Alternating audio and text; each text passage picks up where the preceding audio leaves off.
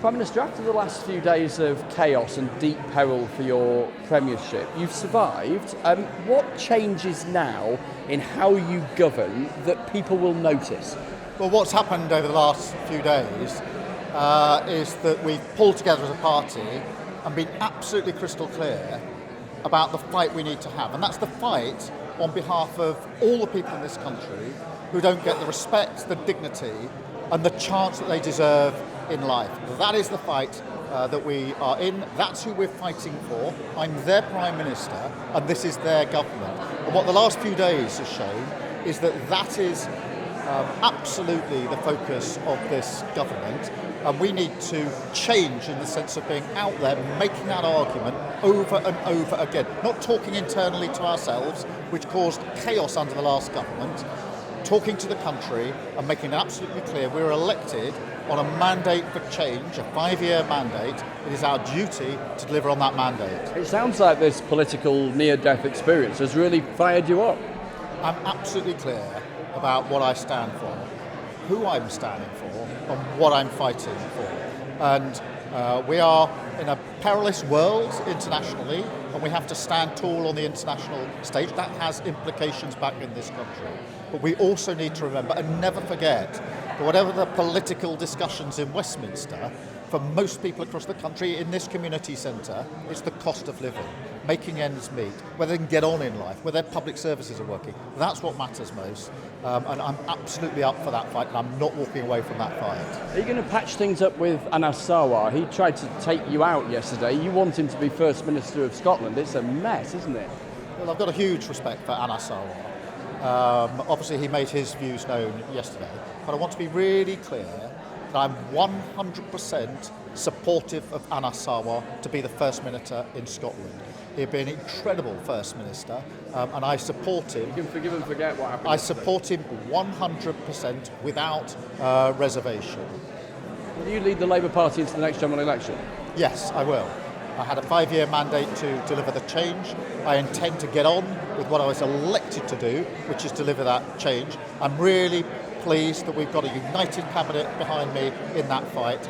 We need to concentrate on bringing about that change, because for millions of people who are being held back by this system that we're in, they need us to be fighting for them, and that is what we're doing. Final question. Your Health Secretary, Wes Streeting, seems to do what he wants. He's published these texts between him and Lord Mandelson that include criticism of your government. Are you tempted to sack him? Well, the issue of text messages and all information that's being gathered as a result of the humble petition, humble address last week, that needs to be a managed process, both in government and obviously there's a police element to it. So we need to do it in that managed way so that the right information is released. We need to be totally transparent. That's what Parliament wants. Have you told him to wind his neck in? Because it wasn't managed, was it? He just acted unilaterally. Well, I do think that we all need to ensure that we're all acting together in this, because all the information needs to be pulled together. We owe it to Parliament to be totally transparent about it. We need to liaise with Parliament and with the police to make sure we get the process right. And you've got an economic strategy, to be clear, because he was suggesting in the text that there wasn't one. Let me be very clear about the economy under Rachel Reeves, our Chancellor, because she is turning the economy around. And what we now see is 6 interest rate cuts in a row. That is the fastest cut in interest rates since the 2008 crash. Significant achievement because of the stability that she has brought. We've got inflation predicted to come down to target, hugely important for the economy, and business confidence is turning a corner. All of the indications are the same. Now we have to nurture that, we have to make sure that this is for real and it's felt in people's pockets, but it's a tribute to the hard work of Rachel Reeves as the Chancellor that we're now in that position where the economy is beginning to show those signs of turning in the way we need for the country.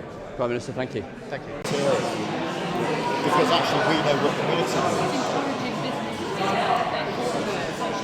Yeah. I mean, you're seeing quite a sometimes the change of comments. I think for me, so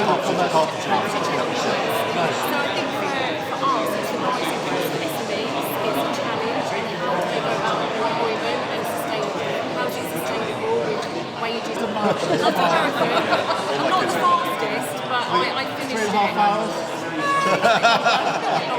I just said it was like Soft you for doing it.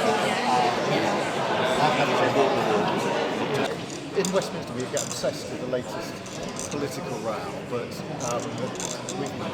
once we do that, we lose focus on what most people are talking about in their kitchen table. We distribute all the above, but we would turn it round and say that we would love to see more help for philanthropists. So, taxing people all the time doesn't have to do it, but you can only go so far. But there are lots of wealthy people in Lists are coming down, and these are things that are getting obscured all the time. We're arguing with ourselves, and then people say, "I don't know what we stand for." Well, let us be clear what we stand for and have an argument about it. Yeah. And there's evidence now that the economy is beginning to turn around. The interest rate keeps coming down. It makes a massive difference for people on their mortgage, but also for businesses if they're trying to borrow money. Inflation is coming down. Probably things like housing. The lack of affordable to buy or to rent or both. Of course, a little bit older than here. We want to do medicine. And do medicine, then can't get a battling through. And if you start going down the line of what we've delivered in terms of bringing railways back into national ownership, free school meals.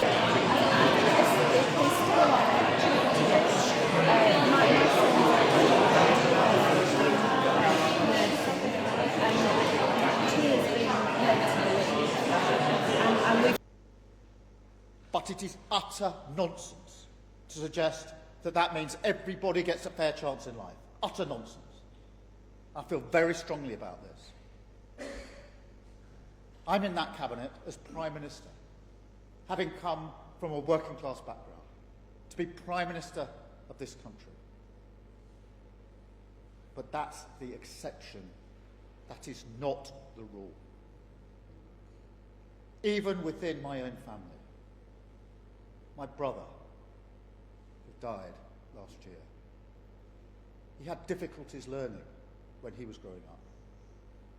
He spent his adult life wandering from job to job in virtual poverty. This system, this political system, didn't work for him. And there are millions of people in the same boat.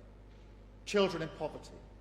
Young people who don't get the opportunities they deserve. Millions of people held back because of a system that doesn't work for them, who are not given the dignity, the respect, the chance that they deserve.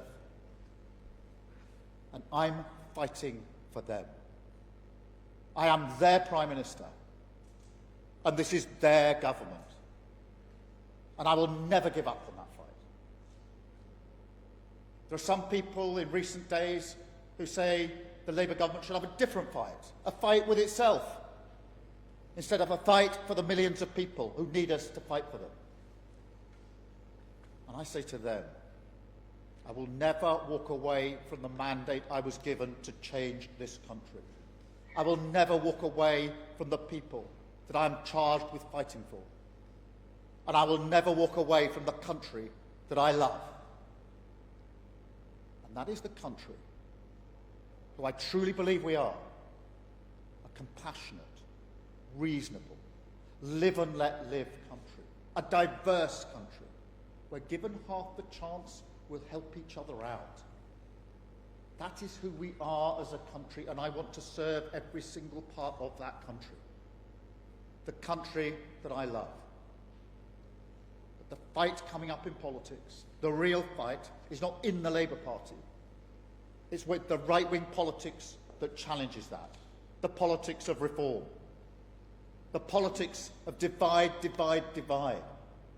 Grievance, grievance, grievance. That will tear our country apart. That is the fight that we are in. And I will be in that fight as long as I have breath in my body. Thank you so much for listening to me. I'm now looking forward to a nice cup of tea. Thank you very much.